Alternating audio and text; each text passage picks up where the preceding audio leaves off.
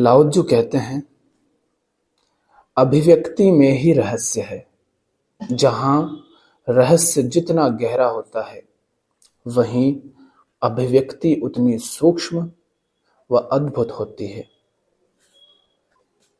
समझते हैं, जीवन रहस्य है। हम सबका जीवन रहस्यों से भरा हुआ है। पूरा अस्तित्व रहस्यों से भरा हुआ है।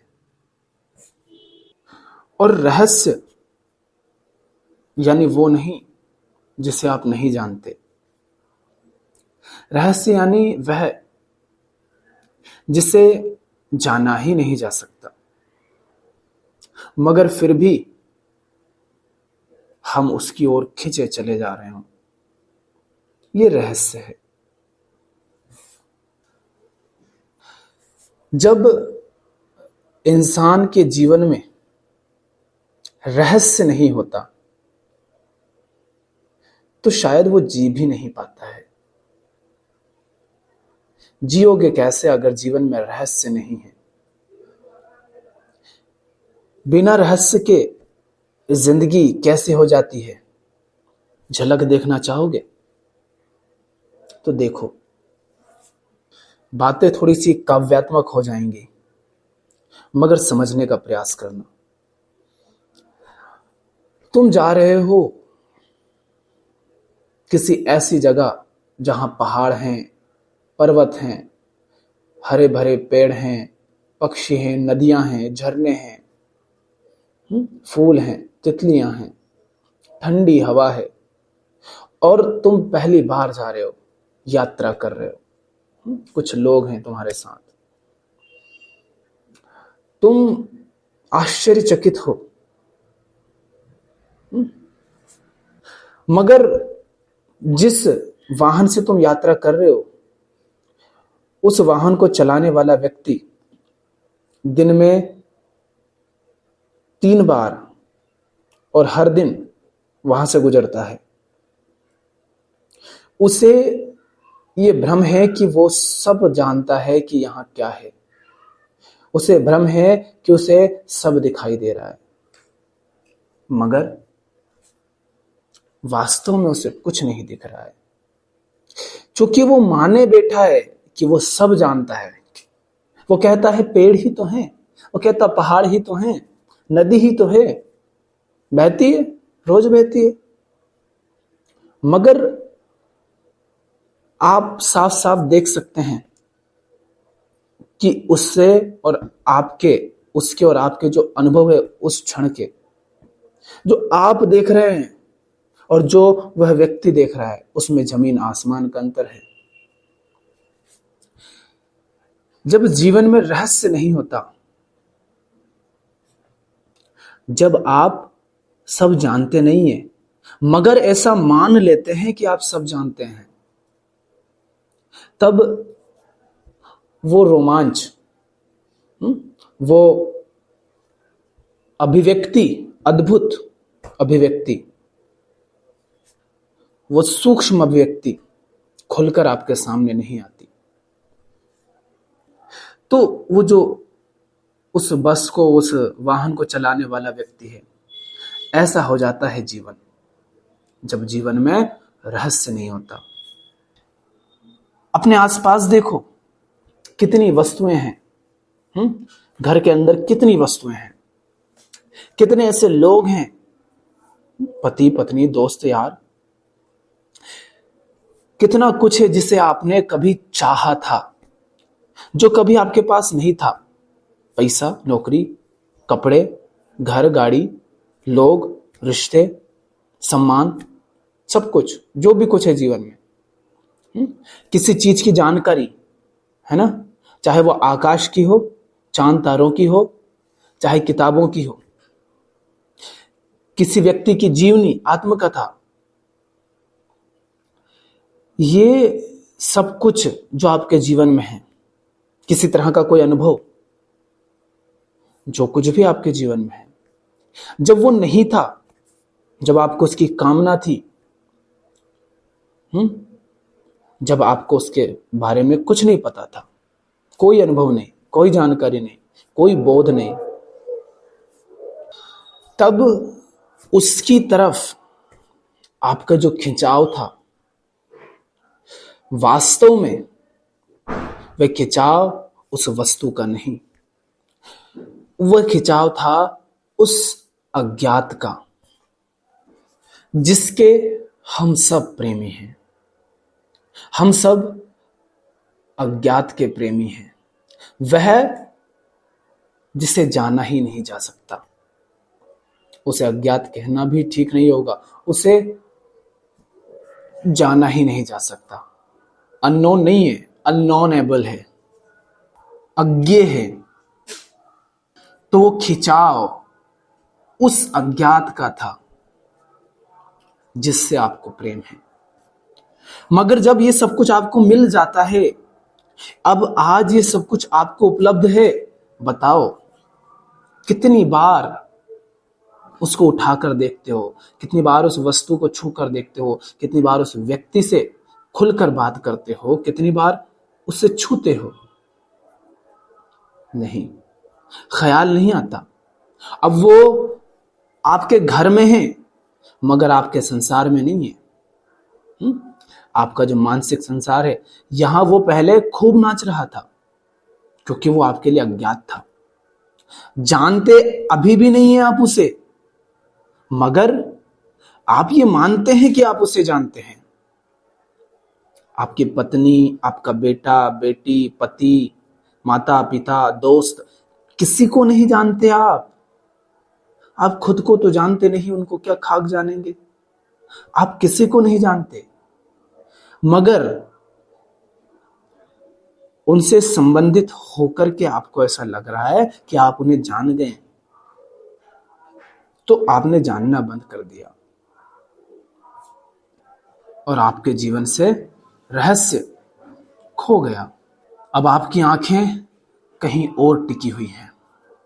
एक लड़के को या एक लड़की को आपस में प्रेम हो जाता है, और जब तक वो आपको नहीं मिलता है, जब तक आप उसके साथ संबंधित नहीं हो जाते, उसे अपने जीवन का हिस्सा नहीं बना लेते, तब तक आप उसकी तरफ खींचे चले जाते हैं। उसके अन्य कारण भी हो सकते हैं, ठीक, मगर वो जो खिंचाव है वो क्या है? आप जानना चाह रहे हैं किसको? वो जो रहस्य है उसके बारे में, वो जिसे आप जानते नहीं, आप उस रहस्य को जानना चाहते हैं। उसकी जिंदगी में और घुसते चले जाते हैं, खोजते चले जाते हैं। वो जो खिंचाव था वो उस अज्ञात का था, जो खो जाता है जब आप उस व्यक्ति को, उस वस्तु को अपने जीवन में ले आते हैं। आप उसके मालिक हो जाते हैं और ये मान लेते हैं कि हां, आप जानते हैं कि वह क्या है। आप उसके मालिक हो गए और आपने ये मान लिया कि आप उसे जानते हैं। आपके जीवन से रहस्य खो जाता है। जब तक रहस्य था तब तक अपने जीवन में कैसा रोमांच था, कैसे आप जान रहे थे, कैसे आप उससे जी रहे थे। मगर अब वो नहीं है, क्योंकि आप इस भ्रम में जी रहे हैं कि आप जान गए। जीवन में अगर रहस्य नहीं है तो जीवन नहीं होगा। और आप देखें, पूरी मनुष्य जाति को देखें, किस तरह हर व्यक्ति अज्ञात के प्रेम में है। चाहे कोई आध्यात्मिक व्यक्ति है और चाहे कोई सांसारिक व्यक्ति है। हालांकि ये दो नहीं होते, वास्तव में जो आध्यात्मिक है वह आध्यात्मिक और सांसारिक दोनों ही है, एक साथ है। दो कहना भी उसको ठीक नहीं है।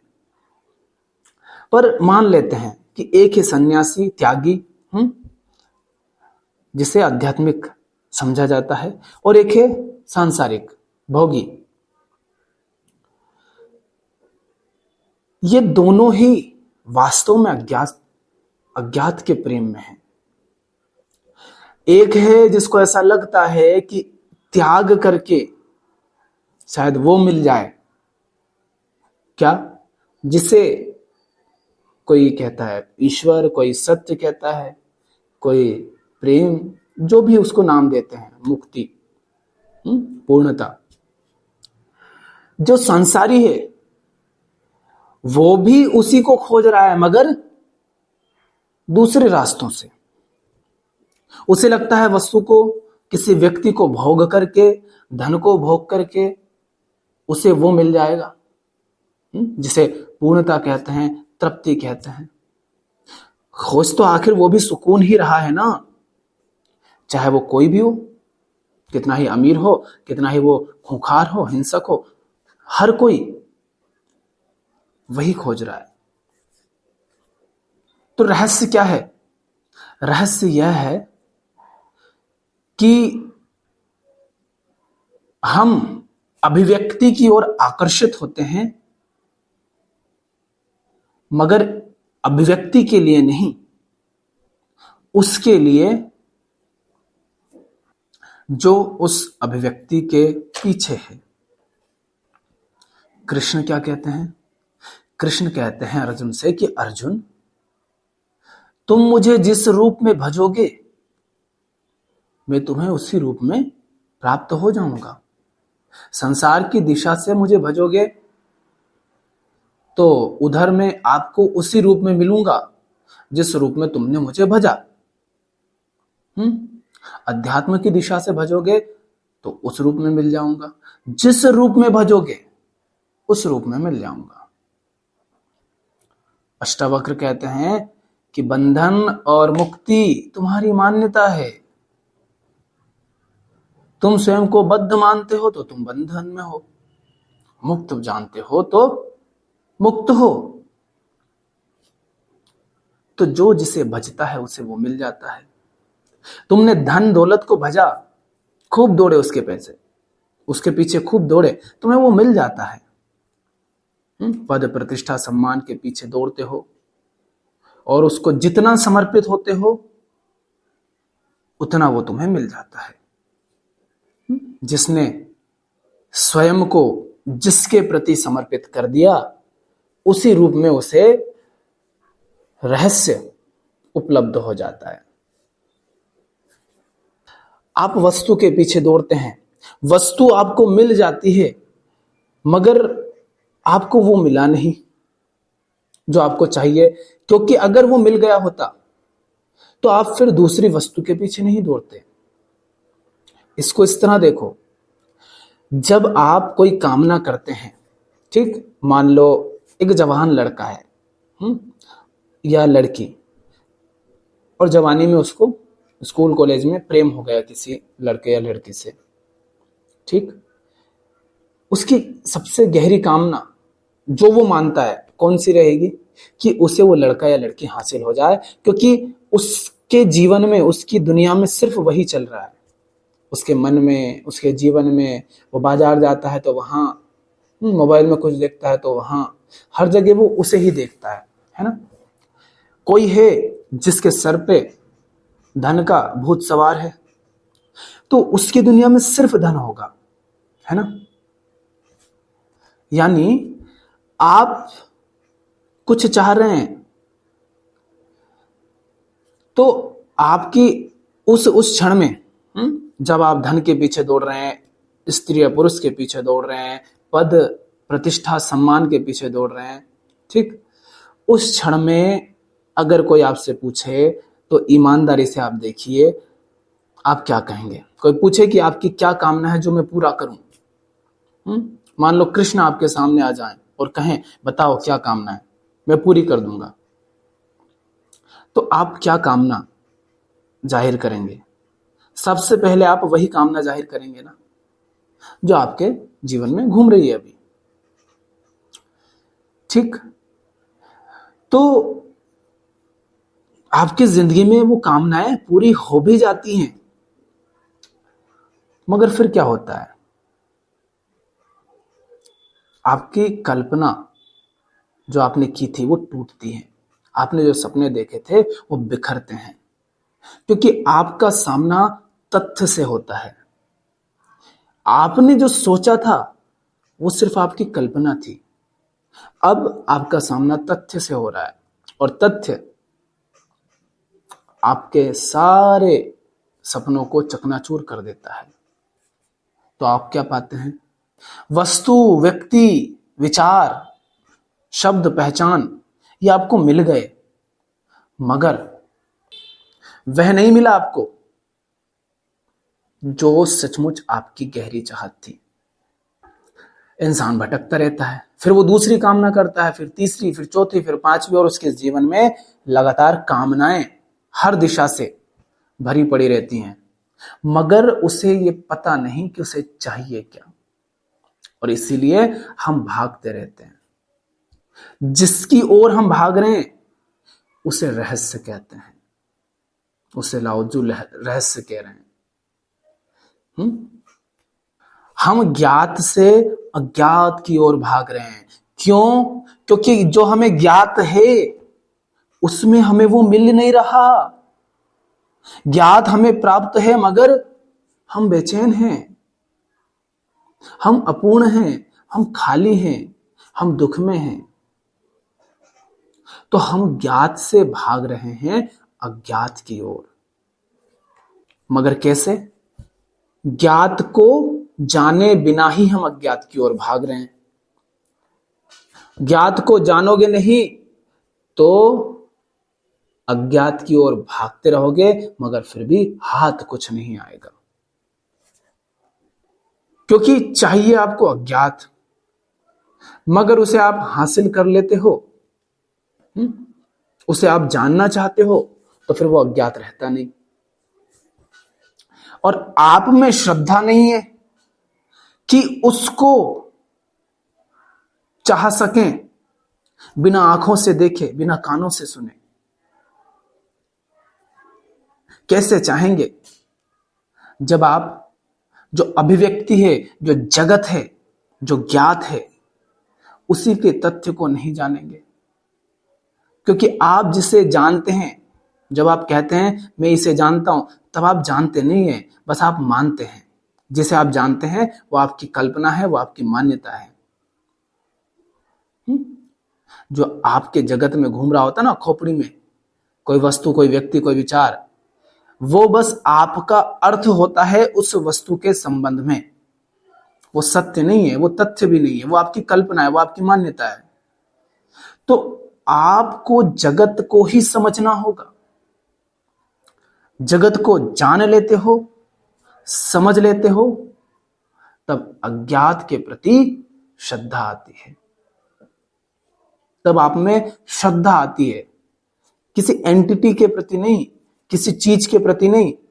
अज्ञात है, किसके प्रति श्रद्धा है नहीं पता, बस श्रद्धा है। कह सकते हो जीवन के प्रति श्रद्धा है, या फिर कोई नाम देने की आवश्यकता नहीं। मगर इतना जानते हैं कि जो अभिव्यक्ति है उसको भोग करके कुछ नहीं मिलेगा, उसको पा करके, उसका मालिक होकर के, अभिव्यक्ति माने जगत, वो जगत जिसे आप जानते हैं, उसको भोग करके, उसका मालिक बन करके कुछ नहीं मिलेगा। इतना हम जान गए हैं, क्योंकि जिसे हम भोग रहे हैं वो और कुछ नहीं, वही तत्व है जो हम बने बैठे हैं।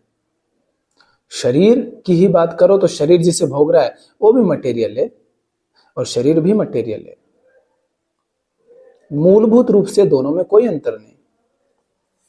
इसी तरह मनोवैज्ञानिक तल पर जिसे आप भोग रहे हैं वो और आपका मन दोनों एक हैं, क्योंकि जिसे आप भोग रहे हैं, जो आपका मानसिक संसार है, वो आपने ही तो रचा है। जो अर्थ लेकर के आप बैठे हैं किसी वस्तु का, वो अर्थ आपने ही तो दिया है। तो रहस्य जहां जितना गहरा होता है, वही अभिव्यक्ति उतनी सूक्ष्म व अद्भुत होती है। सूक्ष्म का अर्थ हम क्या समझते हैं?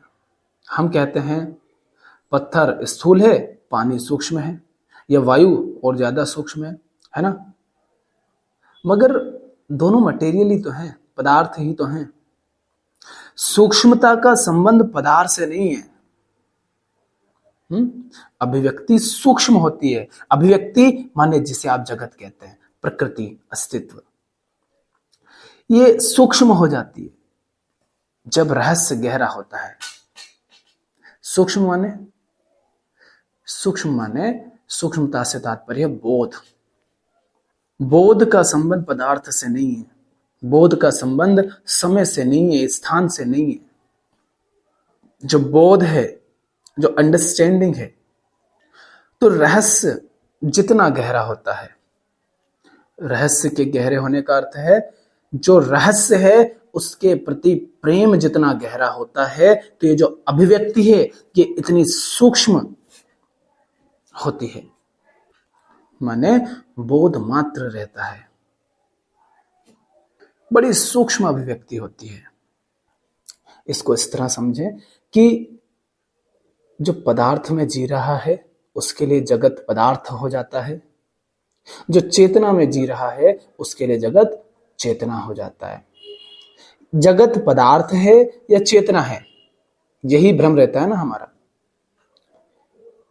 जो स्वयं पदार्थ है उसके लिए सारा जगत पदार्थ है, कुछ भी चैतन्य नहीं। और जो चेतना में जी रहा है उसके लिए सारा जगत, पूरा अस्तित्व चैतन्य है। क्योंकि जगत क्या है? जगत तो आपका ही प्रक्षेपण मात्र है ना। अरे मांसाहारी को मुर्गे में क्या दिखाई देगा? सिर्फ मांस दिखाई देगा। दूधधारी को गाय में क्या दिखेगा? दूध दिखेगा। और कसाई को मांस दिखेगा। हाँ, गोभक्त को गोमाता दिख जाएगी। तो जगत तो आपका ही प्रक्षेपण है, आपकी अभिव्यक्ति है। जगत माने जगत से आपका जो अर्थ है वह आपकी अभिव्यक्ति है, आपका प्रक्षेपण है। तो जगत पदार्थ है कि चेतना है, ये तो आप पर निर्भर करता है, क्योंकि आप उसका केंद्र हैं। जिस जगत में आप जीते हैं उसके रचयिता आप हैं, उसको आप रच रहे हैं। तो आप यदि पदार्थ में जी रहे हैं तो जगत आपके लिए पदार्थ है, आप चेतना में जी रहे हैं तो जगत आपके लिए चैतन्य है। तो रहस्य जितना गहरा होता है वहीं अभिव्यक्ति उतनी सूक्ष्म व अद्भुत होती है। रहस्य गहरा माने जो रहस्य है, जो अज्ञात है, अज्ञेय है, उसके प्रति आपका प्रेम जितना गहरा होता जाता है उतनी ही अभिव्यक्ति सूक्ष्म होती जाती है। रहस्य का गहरा होने का अर्थ है कि आपका प्रेम उसके साथ बढ़ रहा है, उसके प्रति बढ़ रहा है, माने आप स्वयं मिटते जा रहे हैं।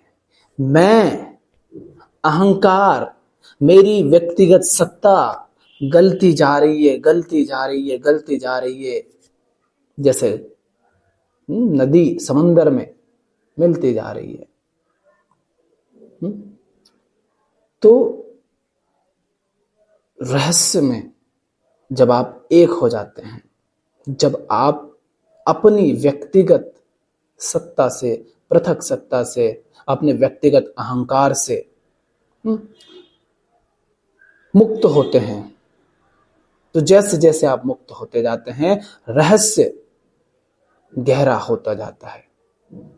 और रहस्य जितना अधिक गहरा होता जाता है अभिव्यक्ति उतनी सूक्ष्म होती जाती है, माने बोध मात्र रहता है, चैतन्य मात्र। फिर जगत आपके लिए पदार्थ नहीं रह जाता, जगत भी चेतना का ही विस्तार हो जाता है। फिर जानवर आपको सिर्फ जानवर नहीं दिखता, छवि आंखों को, कानों को वैसा दिखेगा, मगर आपका अर्थ वो नहीं रह जाता जो आपने लगाया था अपनी कामना से संचालित होकर। आपका अर्थ वो नहीं रह जाता जो आपने अपने किसी स्वार्थ या डर से उसका लगाया था। आपका अर्थ खत्म हो जाता है जो आप लगाते थे।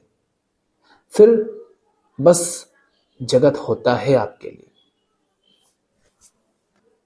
कामना नहीं होती, स्वार्थ नहीं होता, भय नहीं होता।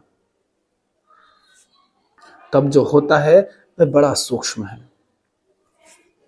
तब आप ही आप हैं। सिर्फ वही है एकमात्र, उसके अतिरिक्त कोई नहीं। अभिव्यक्ति माने ये बटे बेटे जीना। अच्छा, ये गिलास की अभिव्यक्ति होगी, चलो किताब की अभिव्यक्ति होगी, चलो झाड़ू पोछा हो गया, चलो आदमी औरत हो गए, अच्छा जानवर और इंसान हो गए, अच्छा भारतीय और पाकिस्तानी हो गए, और हिंदू और मुसलमान हो गए। ये अभिव्यक्तियां हैं, मूर्खतापूर्ण अभिव्यक्तियां। ये स्थूल अभिव्यक्तियां हैं, इनको स्थूल अभिव्यक्तियां बोलते हैं, जो कि आपकी कामना से आ रही हैं। आपकी अगर कामना ना हो तो गिलास को गिलास क्यों कहोगे, झाड़ू को झाड़ू क्यों कहोगे? नहीं तो आप जिसे झाड़ू कह रहे हैं वो तो किसी पेड़ के लकड़ियों से बनी है, किसी चीज से बनी है। आप सीधा उसको वो चीज क्यों नहीं बोलते? आप कहते हो गिलास। अच्छा, आपकी कामना ना हो तो आप इसे गिलास कहोगे? ये तो स्टील है। अब स्टील कहने में भी कामना है, मगर बात को समझो। गिलास, चरु, कटोरा, कटोरी, थाली, चम्मच सब स्टील है। पीतल हो सकता है, कुछ और हो सकती है धातु। मगर आपका स्वार्थ है तो आप कहते हो गिलास, आप कहते हो थाली। और स्वार्थ नहीं है तो सब क्या है? सब धातु हैं।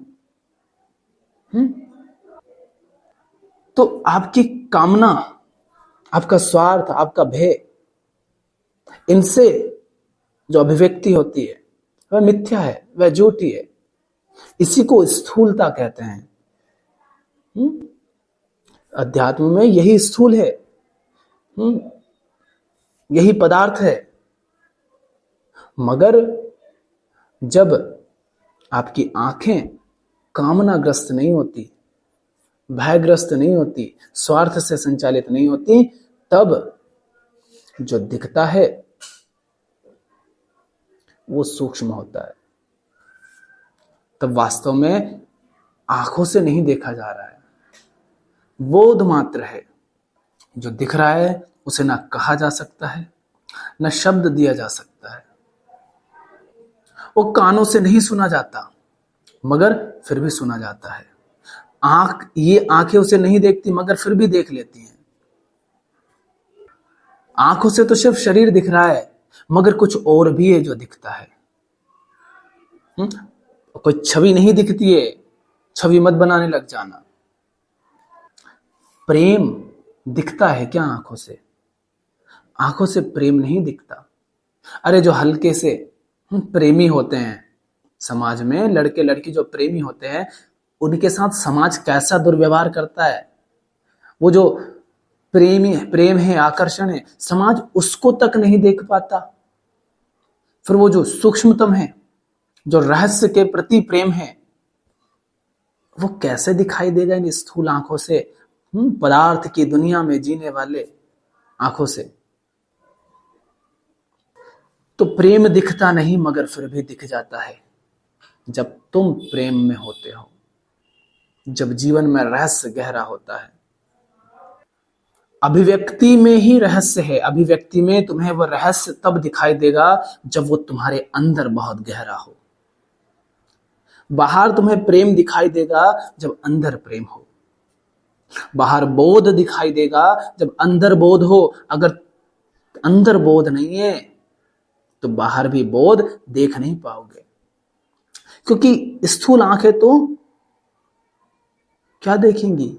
स्थूल को ही देखेंगी। जो सूक्ष्म है वो तब दिखता है जब तुम्हारा संबंध सूक्ष्म से हो, जब तुम्हारा प्रेम सूक्ष्म के प्रति गहरा हो, रहस्य के प्रति गहरा हो।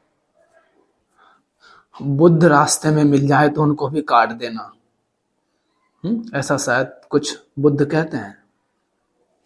ध्यान के मार्ग पर बुद्ध भी अगर रास्ते में मिल जाएं तो बुद्ध से भी आगे निकल जाना, छोड़ देना उनको पीछे, वहां अटक मत जाना।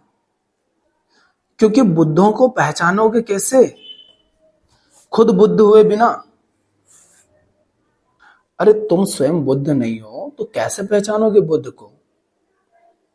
और बुद्ध को अगर पहचान पा रहे हो तो तुम स्वयं बुद्ध हो। तो बुद्ध के चरण में जाकर के लौट कर क्या करोगे? बुद्ध को सर पे बैठा कर क्या करोगे? वास्तव में जो वहां पहुंच जाता है, उस मार्ग पर आगे बढ़ जाता है, उसे इसका भी बोध होता है, वो देख पाता है कोई आवश्यकता नहीं है ठहर जाने की। तो जहां रहस्य जितना गहरा होता है वहीं अभिव्यक्ति उतनी सूक्ष्म व अद्भुत होती है। अद्भुत होती है। जीवन में अद्भुतता नहीं है, आश्चर्य नहीं है, वंडरफुलनेस नहीं है। क्यों नहीं है? क्योंकि रहस्य नहीं है। रहस्य गहरा हो तो जो अभिव्यक्ति है, जो जगत है, उसमें सूक्ष्मता होगी, उसमें अद्भुतता होगी। अद्भुत कुछ नहीं है। अद्भुत आपको दिखाई ही नहीं देता। अद्भुत कब कहते हो किसी चीज को आप? अद्भुत, वाह अद्भुत। कब आश्चर्यचकित होते हो? जब आप कुछ ऐसा देखते हो जिसकी शायद आप कल्पना भी नहीं करते कि ऐसा भी कुछ हो सकता है ना? उसे आप अद्भुत कहते हैं। अध्यात्म में जब लाओ त्जू कह रहे हैं अद्भुत, उसका अर्थ है प्रकृति में कुछ ऐसा देख लाना जो प्रकृति से ही परे हो। प्रकृति में ही कुछ ऐसा देख लेना जो प्रकृति से परे हो। प्रकृति माने क्या? जगत माने क्या? ये जो संसार है ये क्या है? जो नियमों पर चलता है, जहां हम कहते हैं कार्य और कारण है। कोई कार्य है तो उसके पीछे कोई कारण है। हाँ, कारण अनंत हो सकते हैं मगर कारण है ना? तो आश्चर्य कब होगा? अद्भुत कब आप कहोगे किसी भी चीज को? जब आप देखो कि कुछ ऐसा घटा जो प्रकृति से परे है, जो कार्य कारण से परे है। जगत में जो होता है समय और स्थान से प्रभावित होता है, मगर जीवन में अद्भुतता तब होती है जब कुछ ऐसा आपको दिखाई दे, कुछ ऐसा जिसका बोध आपको हो, जो समय और स्थान से परे है, तो आप कहते हैं अद्भुत। एक यहां है गौतम, सिद्धार्थ भारत में बैठे हैं, बुद्धत्व को उपलब्ध होते हैं। और एक है वहां चाइना में कोई बैठा हुआ लाओ त्जू। स्थान फर्क नहीं पड़ता, मगर लाओ त्जू भी वह देख पा रहे हैं जो बुद्ध देख पा रहे हैं। लाओ त्जू को भी उसका बोध होता है जिसका बुद्ध को होता है। स्थान से फर्क नहीं पड़ता। वो चाहे अंतरिक्ष में जाकर के बैठ जाए, फर्क नहीं पड़ता। एक व्यक्ति हुआ आज से हजारों साल पहले और एक आज, समय से फर्क नहीं पड़ता। वो इतना अद्भुत है कि वो समय से मुक्त है। कौन सा समय है? दिन है कि रात है? आज है कि कल है? भूत है कि भविष्य है? क्या स्थान है? भारत की पाकिस्तान? वो अमीर है कि गरीब है? काला है कि गोरा है? आदमी है कि औरत है? फर्क नहीं पड़ता। प्रेम तो प्रेम है, वो कहीं भी घट सकता है।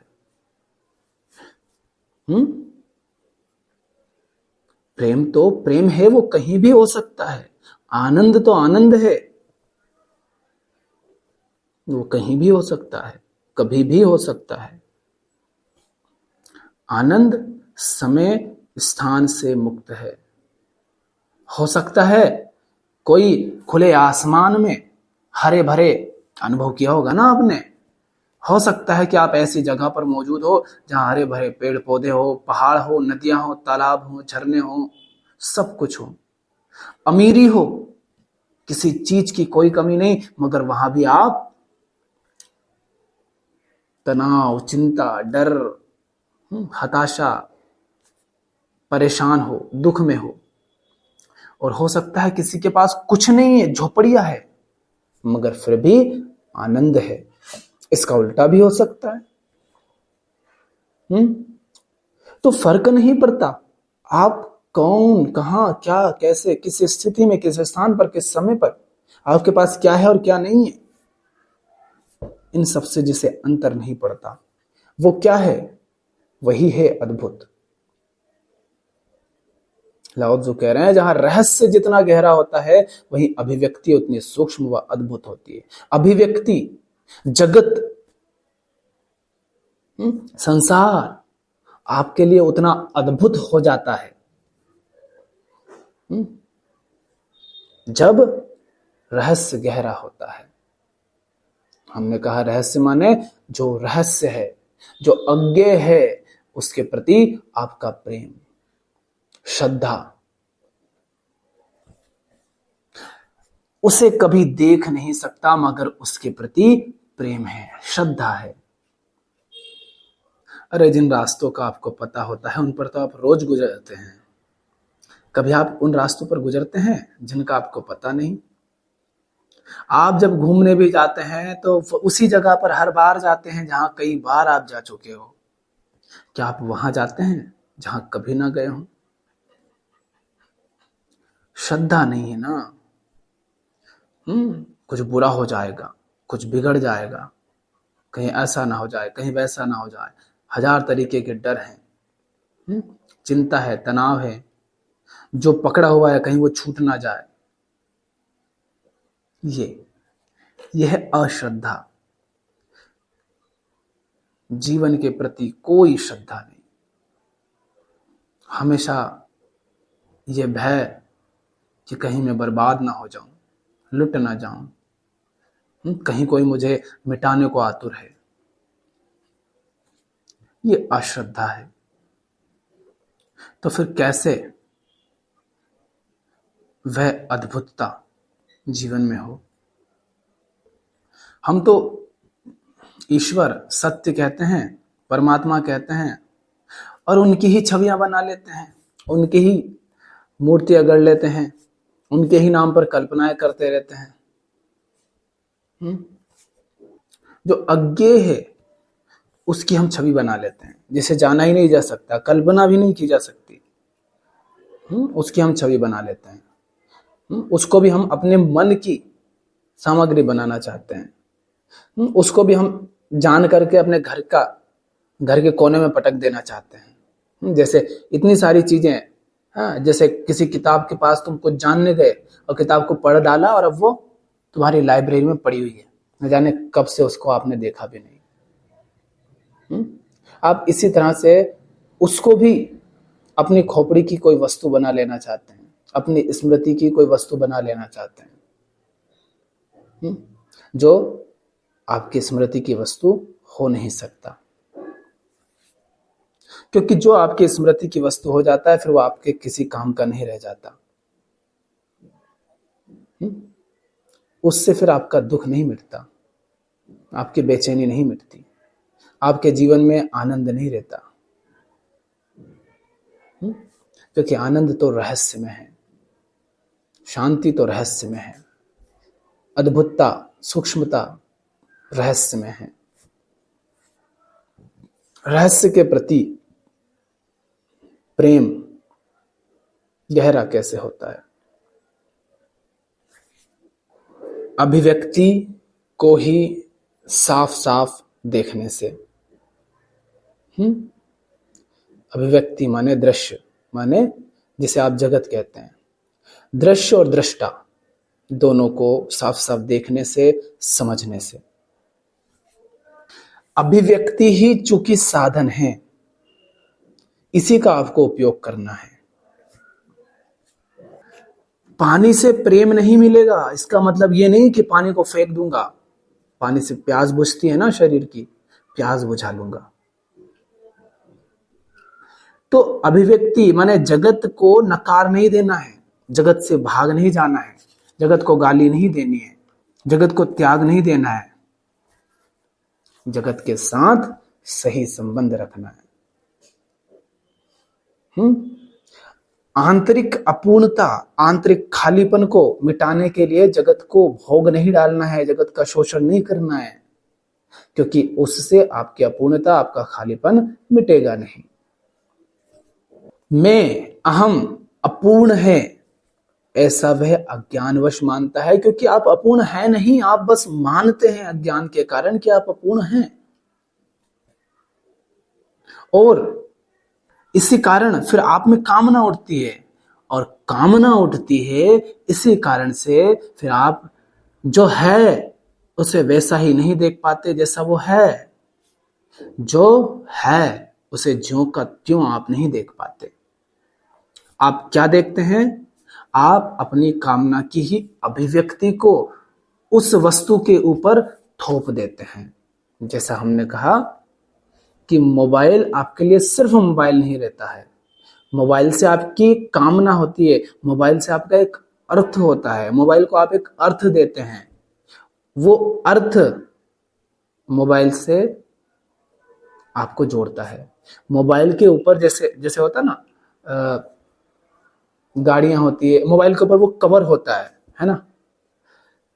तो किसी को क्या दिखेगा? कोई देखेगा तो उसको कवर दिखेगा, मोबाइल नहीं दिखेगा।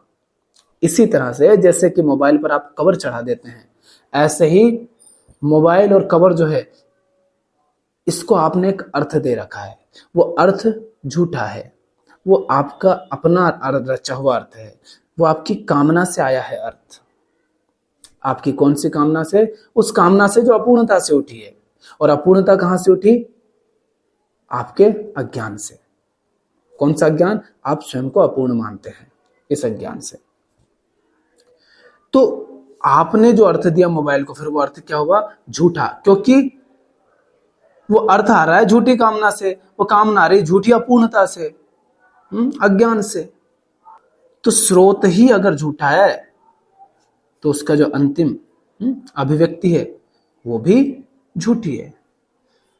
तो रहस्य के प्रति प्रेम, श्रद्धा तब गहरी होती है जब आप दृष्टा और दृश्य को समझते हैं, जब आत्मज्ञान होता है, जब स्वयं का ज्ञान होता है। आप स्वयं को अज्ञानवश अपूर्ण मानते हैं, अधूरा मानते हैं, और आप बेचैन हैं उसी के कारण। तो आप ऐसा स्वयं को क्यों मानते हैं? क्योंकि आप स्वयं को जानते नहीं, स्वयं को समझते नहीं।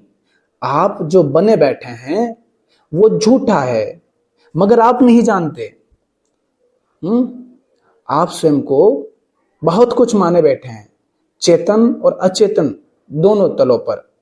चेतन तल पर जो आप स्वयं को मानते हैं, थोड़ा बहुत आप उसको जानते हैं, थोड़ा बहुत उसको, जो चेतन तल पर आप बने बैठे हैं। जैसे आप किसी के पिता बने बैठे हैं, किसी के भाई, किसी के दोस्त, किसी की पत्नी, किसी की बेटी, किसी की सास, किसी की बहन, किसी का पुत्र पुत्री, बहुत कुछ आप बने बैठे हैं।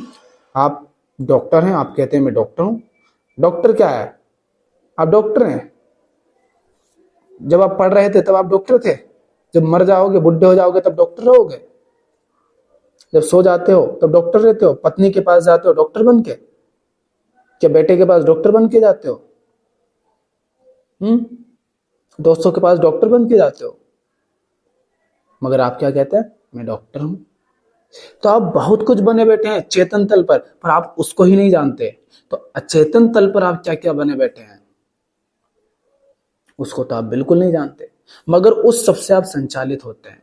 वहीं से आपकी सारी कामनाएं आती है, वहीं से जो आप अचेतन तल पर स्वयं बने बैठे हैं, जो आप अपने आप को मानते हैं, वहीं से आपके सारे कर्म, सारे विचार, सारी भावनाएं आती हैं। चाहे मानसिक तल पर आप कुछ बने बैठे हो, चाहे शारीरिक तल पर, तो वहीं से सब कुछ आता है। आपकी क्रियाएं, प्रतिक्रियाएं, चुनाव, निर्णय, कर्म, विचार, भावनाएं, आपके संबंध, आपके सपने, आपके उद्देश्य, सब कुछ वहीं से आ रहा है। आपके बोध से नहीं आ रहा है, आपकी समझ से नहीं आ रहा है, वहां से आ रहा है। समझ से या बोध से आने का अर्थ क्या है? जब आप उस सब को समझते हैं जो आप बने बैठे हैं। समझते माने समझ गया, ऐसा नहीं। जब आप अपने कर्मों में, अपने विचारों में, अपनी भावनाओं में, जब आप जीवन से, जगत से संबंधित होते हो, वस्तुओं से, व्यक्तियों से, उद्देश्यों से, सुख से, दुख से, उस क्षण में जब आप देख पाते हो कि आप क्या बन करके इस वस्तु या व्यक्ति से संबंधित हो रहे हैं, उस क्षण में आप क्या बने बैठे हैं, तब वो संबंध आपके बोध से आ रहा है। क्योंकि आप जानते हैं कि मैं क्या होकर के संबंधित हो रहा हूं। सामने स्त्री है, मैं उससे वासना होकर के संबंधित हो रहा हूं या प्रेम होकर के। मेरा संबंध प्रेम पर आधारित है या वासना या स्वार्थ या लालच पर या डर पर आधारित है। तो चूंकि मुझे आत्मज्ञान नहीं है, चूंकि मैं स्वयं को नहीं समझता, स्वयं को नहीं जानता, इसीलिए अपूर्ण हूं, अधूरा हूं, अंदर खालीपन है, और उसी के कारण बेचैनी है। तो उस बेचैनी से, उस अपूर्णता से, उस खालीपन से फिर उठती है कामना। और जब कामना से संचालित होकर के मैं इन आंखों से, इंद्रियों से जगत का अनुभव लेता हूं, देखता हूं, तो मुझे जो दिखता है वह है अभिव्यक्ति। कह सकते हो कामना की अभिव्यक्ति, अपूर्णता की अभिव्यक्ति, अहंकार की अभिव्यक्ति, अज्ञान की अभिव्यक्ति। तो जो दिखाई देता है, सुनाई देता है, जो अनुभव होता है, वो अभिव्यक्ति है। तो मुझे प्रेम किससे है? मुझे जिससे प्रेम है वो रहस्य है। रहस्य क्यों है? क्योंकि मुझे उसका कुछ नहीं पता, और उसका पता इसलिए नहीं क्योंकि वहां भी मैं स्वयं को नहीं जानता, इसीलिए मुझे उसका नहीं पता। जब मैं स्वयं को जानने जाता हूं तो पाता हूं कि जो मैं बना बैठा हूं वह भी मिथ्या है, वह भी झूठ है। और जब मैं ही मिथ्या हूं, मैं, अहम ही झूठ है, जो मैं बना बैठा हूं, आप मिथ्या नहीं है, आप जो बने बैठे हैं, आप जो स्वयं को माने बैठे हैं, जो आप स्वयं को मानते हैं, वो मिथ्या है, वो झूठा है, उसको अहंकार कहते हैं। जो आप बने बैठे हैं उसको अहंकार कहते हैं, और वो झूठा है। जब वही झूठा है तो उसकी अपूर्णता भी झूठी, उससे उठी कामना भी झूठी, और कामना के द्वारा संचालित होकर के जो आप अभिव्यक्ति देख रहे हैं वह भी झूठी है। और जब कामना हटती है, पर्दा हटता है, तब जो दिखाई देता है वो बड़ा अद्भुत और सूक्ष्म होता है। वहां फिर आप भोगी नहीं है, आप कामना से संचालित नहीं है, आप मात्र देख रहे हैं, और उस देखने में ही आनंद है। मगर हमारा अज्ञान है, हमारी शिक्षा, हमारा संस्कार, कि हम बहुत कुछ हासिल करते हैं मगर पूर्णता मिलती नहीं।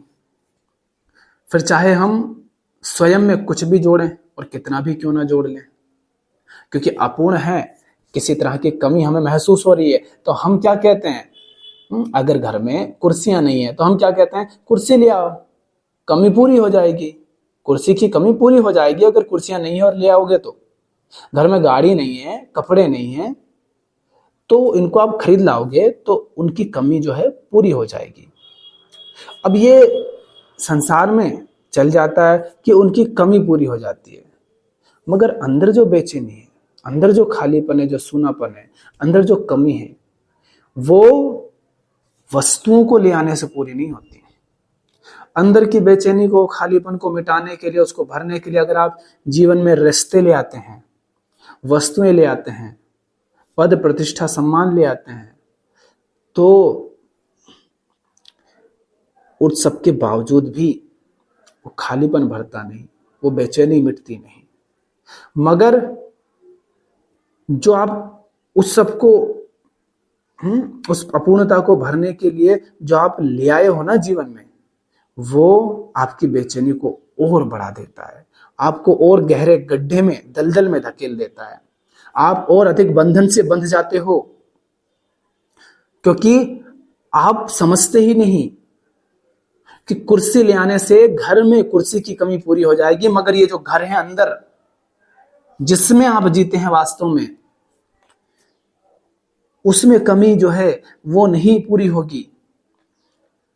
तो हम चूंकि व्यवहार में, जगत में, वस्तुओं से हमारा संबंध जो होता है, उसमें हमारी कमी जो है पूरी हो जाती है वस्तु को ले आने से, तो हम आंतरिक जगत पर भी वही नियम लागू कर देते हैं कि अंदर की जो अपूर्णता है, वो भी, जो खालीपन है, वो भी तभी मिटेगा जब उसमें कुछ जोड़ देंगे, माने स्वयं में कुछ जोड़ लेंगे। तो हम स्वयं में बहुत कुछ जोड़ते जाते हैं। स्वयं अंदर के खाली, देखो, एक होता है रिश्ता बनाना, एक होता है संबंध बनाना, और एक होता है अंदर के खालीपन को मिटाने के लिए संबंध बनाना। तो हम खालीपन को मिटाने के लिए फिर जो अभिव्यक्ति है ना, जगत, उसमें वस्तुओं से, व्यक्तियों से संबंध बनाते हैं, माने स्वयं में जोड़ते जाते हैं बहुत कुछ। झूठी पहचाने, झूठे अनुभव हैं, झूठी मान्यताएं, झूठी छवियां, झूठा ज्ञान, झूठे संस्कार, ये सब हम जोड़ते जाते हैं। झूठा का मतलब आप न जाने क्या क्या उसका अर्थ लगा करके अपने आप में जोड़ते जाते हैं। एक व्यक्ति को लाए, उस व्यक्ति को लेकर के आपने बहुत कुछ मान रखा है, वो क्या है? झूठा ज्ञान उसके संबंध में, झूठी आपकी मान्यता। मगर आप तो उसी में जिएंगे, वही मान करके जिएंगे, तो वो तो आपके लिए संसार हो गया। तो वास्तव में हम झूठे संसार में जीते हैं, बहुत कुछ अपने आप में जोड़ लेते हैं इस उम्मीद में कि अपूर्णता मिटेगी, मगर फिर भी मिटती नहीं। क्यों नहीं मिटती? क्योंकि हमें आत्मज्ञान नहीं है, हम खुद को नहीं समझते, हमें अपनी असली बीमारी पता ही नहीं, हमें पता ही नहीं कि हमें चाहिए क्या और हमारी बीमारी क्या है। बीमारी अंदर है, और इलाज आप बाहर कर रहे हो। हाँ, आप मानसिक रूप से तनाव में हैं और कोई जाकर के आपके पैर पर दवा लगाए तो आप हंसोगे ना, तो मूर्खता है। आपके घर की नींव गिर रही है और जाकर के कोई घर के चद्दर को ठीक करे, तो ये तो बिल्कुल मूर्खतापूर्ण बात हो जाएगी। मगर हम यही करते हैं। जरूरत है उस सब से मुक्त होने की जो झूठा है, जो व्यर्थ है, जो मिथ्या है, मगर हम उसे सच्चा मानते हैं और स्वयं से जोड़ रखा है। मैं से, अहम से जोड़ रखा है, उस सबसे मुक्त होने की। मगर हम मुक्त होने के बजाय और अधिक जोड़ते जाते हैं। तो अहम को अपूर्णता से मुक्ति कब मिलती है? अहम को अपूर्णता से, बेचैनी से, खालीपन से, सूनेपन से मुक्ति तब ही मिलती है जब अहम ना रहा हो। क्योंकि अहम माने क्या? झूठी पहचानों का जो गुच्छा है वही अहंकार है। मैं माने क्या? जब आप कहते हो मैं, उस मैं का अर्थ क्या है? कौन है ये मैं? ये क्या है? ये झूठी पहचानों का, झूठे नामों का, झूठे अनुभवों का, झूठी मान्यताओं का, झूठे संस्कारों का पुतला मात्र है ये मैं, जो आप दिन भर मैं करके चिल्लाते हैं। ये मैं झूठा है, ये अहंकार है, इसकी अपनी कोई सत्ता नहीं। ये स्वयं को जो मानता है, ये स्वयं जो बना बैठा है, वो सब झूठा है। और इसी कारण अपूर्णता है, क्योंकि जो आप बने बैठे हो वो कभी भी छिन जाना है, मिट जाना है, मगर आप उसे मिटने नहीं देना चाहते। मिट जाए तो बहुत बढ़िया, क्योंकि अहम को अपूर्णता से मुक्ति कब मिलती है? जब अहंकार ही ना रहे। कितनी गजब की बात है। आपको अपूर्णता से मुक्ति तब मिलेगी जब आप ना रहेंगे। आप ना रहेंगे इसका अर्थ यह नहीं है कि शरीर नहीं रहेगा। आप नहीं रहेंगे इसका अर्थ है कि आप जो बने बैठे हैं, आप जो स्वयं को मानते हैं, जब वो नहीं रहता है, जब वो शून्य हो जाता है, जब आप उसके झूठ को देख लेते हैं, जब आप उसके मिथ्यापन को देख लेते हैं कि कितना कुछ मैं बना बैठा हूं मगर उसका कोई अर्थ नहीं है, सब झूठा है, सब व्यर्थ है, तब जैसे जैसे आप मिटते जाते हो, जैसे जैसे अहम मुक्त होता जाता है अपने आप से ही, वैसे वैसे जीवन में पूर्णता आती है, वैसे वैसे अपूर्णता हटती जाती है, बेचैनी हटती जाती है, और जो चैन है, जो पूर्णता है, वो प्रकट होती जाती है। उसी अभिव्यक्ति को कहते हैं कि वह बड़ी सूक्ष्म और अद्भुत है। आपने देखा, आपने जीवन में जब भी, कहने के लिए हम कह सकते हैं, जब भी आपने गहरी खुशी पाई, गहरी शांति पाई, आपने जब जीवन में थोड़ा आनंद आपको महसूस हुआ, हालांकि महसूस होने से इन सबसे आनंद का संबंध नहीं है, समझने के लिए आप कह सकते हैं, तो जब भी आपने जीवन में गहरी शांति पाई, गहरा सुकून पाया, कब पाया?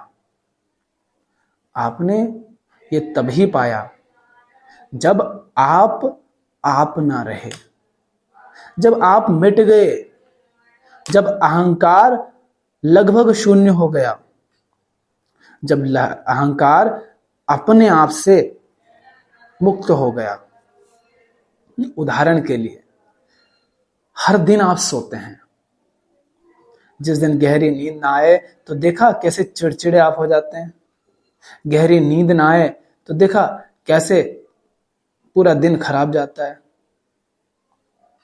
और जब नींद आती है गहरी तो कैसा वो आपको अपने पाश में जकड़ लेती है, आपको माने अहंकार को, सब कुछ जैसे कि गायब होने लगता है। तो गहरी नींद में क्या आप होते हैं? क्या आपको गहरी नींद में उसका बोध होता है जो आप बने बैठे हैं, जो आप स्वयं को मानते हैं? नहीं होता ना। अर्थात अहंकार नहीं होता है, अहंकार लगभग शून्य होता है, शून्यता के निकट ही होता है ना। अहंकार अपने आप से मुक्त होता है, इसीलिए गहरी नींद में आपको सुकून मिलता है, इसलिए वह नींद आपको आकर्षित करती है, अपनी ओर खींच ले जाती है। नींद इसीलिए इतनी प्यारी होती है। देखा, हम जीवन का लगभग, एक आम इंसान अपने जीवन का 1/3, कम से कम 1/3 अपने जीवन का वो नींद में गुजारता है। हालांकि उस नींद में से कुछ ही घंटे होते हैं जो गहरी नींद के होते हैं, मगर वो जो कुछ घंटे होते हैं, वो जो थोड़ा सा समय होता है, उस थोड़े से समय में आप स्वयं से मुक्त हो जाते हैं, अहंकार लगभग शून्य हो जाता है, और फिर देखा, जागते हो तो कैसे फ्रेश, ताजा हो जाते हो, जैसे ऊर्जा से आप भर गए हो, कितनी ताजगी छा जाती है। क्यों? क्योंकि आप अहंकार मुक्त थे। देखा, बुद्धों को, कबीरों को, इनमें कितनी ऊर्जा होती है, क्योंकि वो जो व्यर्थ की ऊर्जा, व्यर्थ के विचारों में, सोचने में, झूठी कोरी कल्पनाओं में हर जगह बटी हुई रहती है, वो नहीं बटी रहती, वो नहीं बिखरी हुई होती, छितराई हुई नहीं होती। तो जब भी आपने, कहने के लिए बस कह रहा हूं कि जब भी आपने पूर्णता का अनुभव किया है, जब भी गहरी खुशी, शांति पाई है, आनंद पाया है, वो तभी पाया है जब आप अहंकार मुक्त हुए। यानी आप अपनी व्यक्तिगत सत्ता से, अपने पृथक अस्तित्व से, आप अपने आप को अलग मानते हैं ना, खास, विशेष। आपकी पहचान क्या है? आपको एक विशेष व्यक्ति ही तो बताती है ना। मैं फलाने देश का, फलाने राज्य का, फलाने धर्म का, फलानी जाति का आदमी हूं और उस गांव में रहता हूं, मेरी पत्नी ये है, मेरा पति है। इस तरह आप क्या कर रहे हैं? खुद को एक अलग अलग खड़ा कर रहे हैं बाकी सबसे, तभी तो आपके घर पर खत पहुंचता है, डाकिया पहुंचता है। तो जब आप अपन, क्योंकि वो सब जो है वो झूठा है, आप बस मानते हैं उसको, वो सच्चा नहीं है। भले ही व्यवहारिक रूप से हम उसका उपयोग करते हैं, मगर उस सब से आपने जो अर्थ लगा रखा ना, वो बिल्कुल मिथ्या है, तथ्य भी नहीं है, वो मिथ्या है, क्योंकि वो बस आपकी मान्यता है। तो वो जो आप स्वयं को मानते हैं, चाहे चेतन या चाहे अचेतन रूप से, वो झूठा है। और जब आप उससे मुक्त रहते हैं, उस क्षण में आनंद होता है, उस क्षण में शांति होती है, तब पूर्णता होती है। देखा, लोग नशा करते हैं, नशा करते हैं तो क्या होता है, नशा का अर्थ है बेहोशी। बेहोशी में क्या होता है, आप पूरी तरह नहीं लेकिन बहुत हद तक अपने आप से मुक्त हो जाते हैं। अहंकार शून्यता की ओर बढ़ रहा होता है। माने अपनी पृथक सत्ता, मैं ये, मैं वो, मैं ऐसा, मैं वैसा, इस सब से मुक्त हो जाते हो, है ना। थोड़ी देर के लिए स्मृति की, उस स्मृति की गति रुक जाती है ना, मन की भागदौड़ रुक जाती है ना। तो क्या हो रहा है, आप अहम से, माने अपने होने से, अपनी जो पृथक सत्ता है, आप जो स्वयं को माने बैठे हैं, जब आप उससे मुक्त होते हैं, तब जीवन में गहरी शांति, आनंद होता है, मौज होती है, मस्ती होती है। यही मनोरंजन किसी भी तरह का हो, चाहे क्लब हो या डीजे हो, है ना, चाहे सेक्स हो, चाहे त्योहार हो, चाहे किसी तरह की कोई सफलता आपने पाई हो, इन सब के दौरान आप इसे अनुभव करते हैं। अहम की जो शून्यता है, आप उसको अनुभव करते हैं इन सब के दौरान। तो उस क्षण में जो आपको थोड़ी देर के लिए ही सही, पर जो आनंद मिलता है, जो जो जो शांति, सुकून मिलता है, वो किसका सुकून होता है, वो अहम शून्यता का सुकून होता है। अहम शून्यता का अर्थ ये नहीं है कि आप मुर्दा हो गए। अहम शून्यता का अर्थ है बोध, आत्मज्ञान। मैं जानता हूं कि मैं जो स्वयं को मानता हूं वो झूठा है। आत्मज्ञान माने मैं जानता हूं, मैं देख पा रहा हूं अपने व्यवहार में, अपने संबंधों में, अपने जीवन में, अपने रिश्तों में, अपने काम में, कि मैं जो बना बैठा हूं, मैं अपने आप को जो माने बैठा हूं, वो मिथ्या है।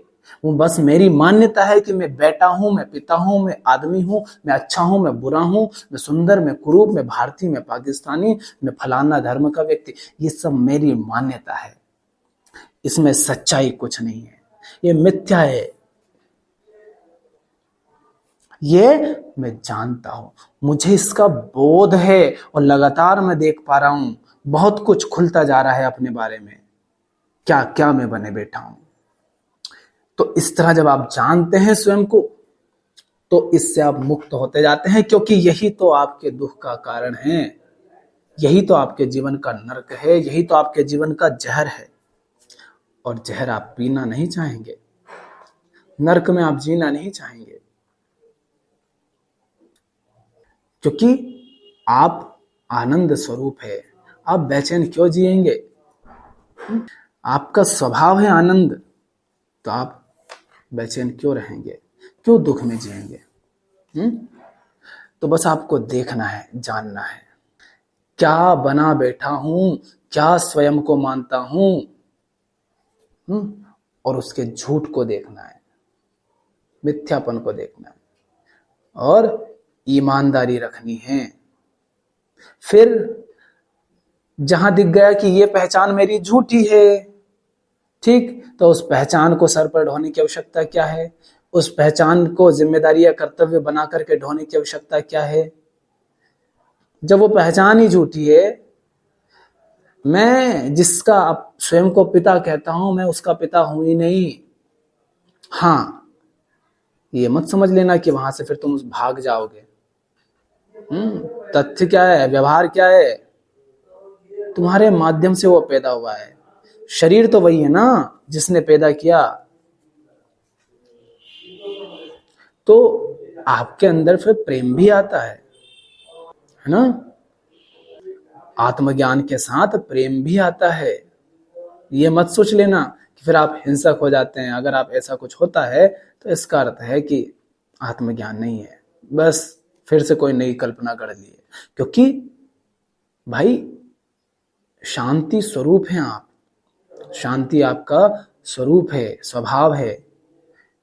और शांति माने प्रेम ही होता है।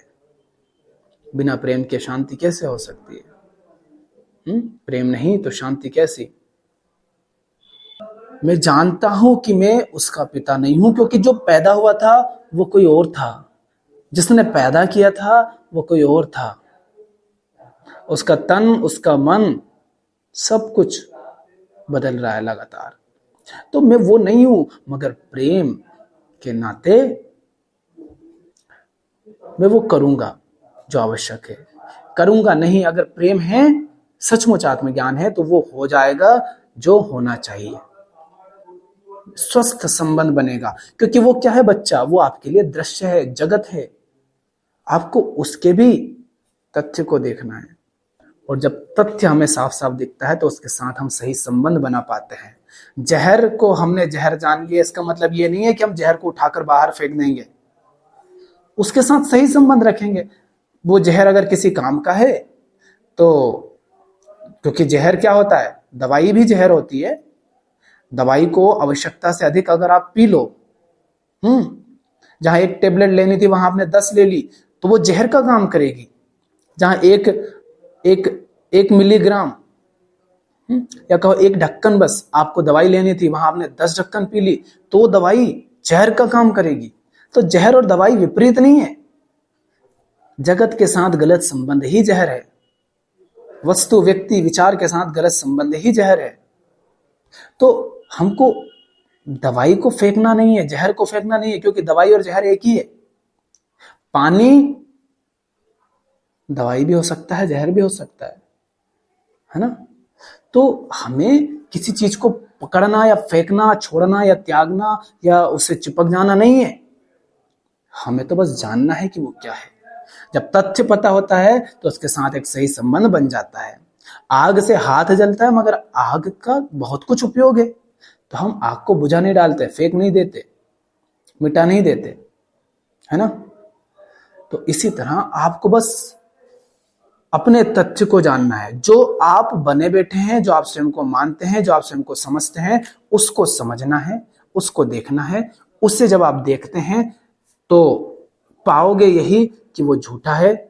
जब तक वो सच्चा लग रहा है तब तक उसको जांचते परखते रहो, अवलोकन करो। कैसे जानोगे स्वयं को? इसका एक ही माध्यम है, बस एक ही तरीका है, अवलोकन। देखो अपने जीवन में संबंधों के माध्यम से, लोगों से मिलते हो, नए लोगों से मिलते हो, अपनों से मिलते हो, परायों से मिलते हो, दोस्तों से मिलते हो, बच्चों से मिलते हो, माता पिता से मिलते हो, नए लोगों से जुड़ते हो, पेड़ पौधों से संबंधित होते हो, जीवों से संबंधित होते हो।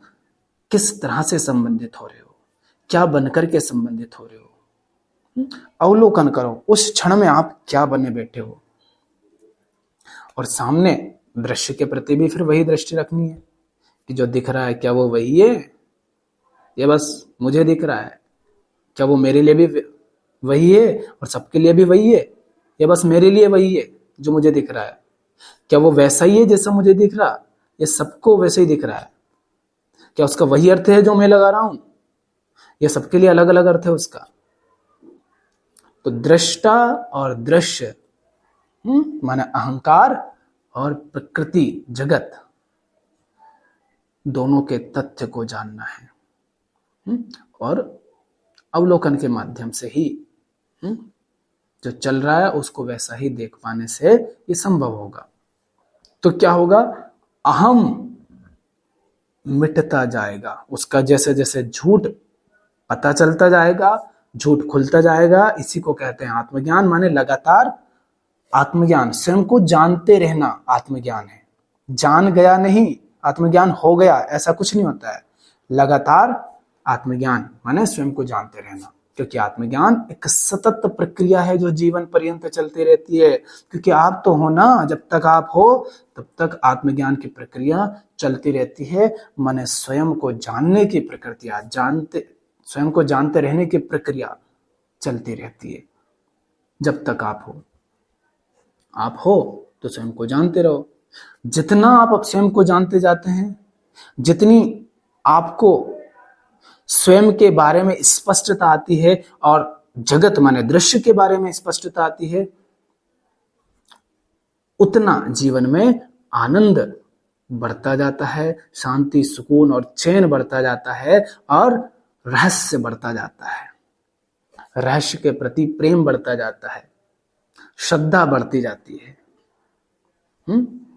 हम किसी विषय की ओर आकर्षित होते हैं, मगर आकर्षित हो उस क्षण में देखो कि आकर्षित कौन हो रहा है, क्या है मेरे अंदर ऐसा जो मुझे उसकी ओर आकर्षित कर रहा है, या मैं उससे भाग रहा हूं डरकर।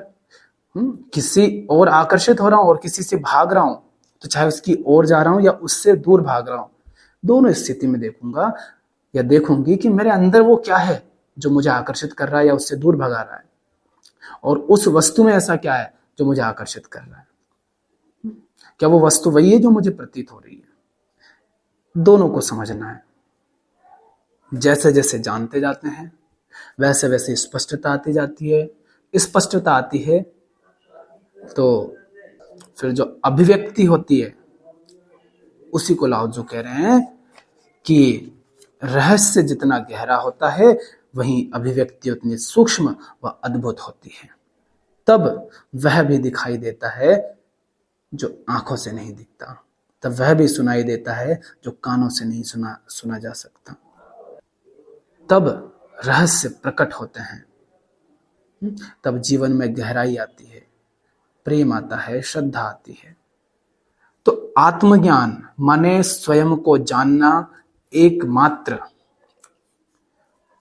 उपाय है, साधन है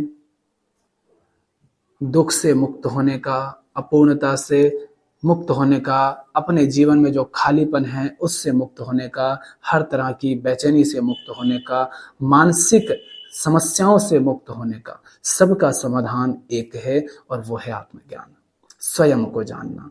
क्योंकि सारी समस्याओं की मूल जड़ वही है जो आप बने बैठे हैं, जो आप स्वयं को मानते हैं। जो आप बने बैठे होते हैं, जो आप स्वयं को मानते हैं, वही होने के कारण ही तो आप वो सब कर रहे हैं ना, वो सब चुन रहे हैं, वो सब देख रहे हैं, वो सब मान रहे हैं, वो सब समझ रहे हैं, वैसे जी रहे हैं। कोई आप जिम्मेदारी निभा रहे हैं, क्यों? क्योंकि उससे पहले आप कुछ बने बैठे हैं।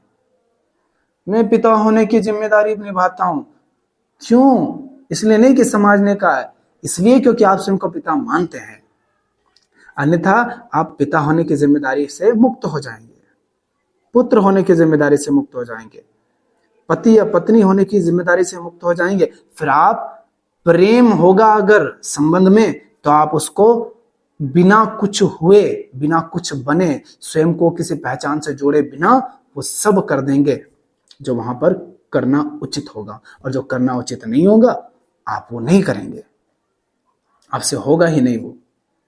और जो करना उचित होगा वो अपने आप आपसे हो जाएगा, आप रोक नहीं पाएंगे। फिर जो होना है फिर वो होता है, और जो नहीं होना होता है फिर वो होता ही नहीं है।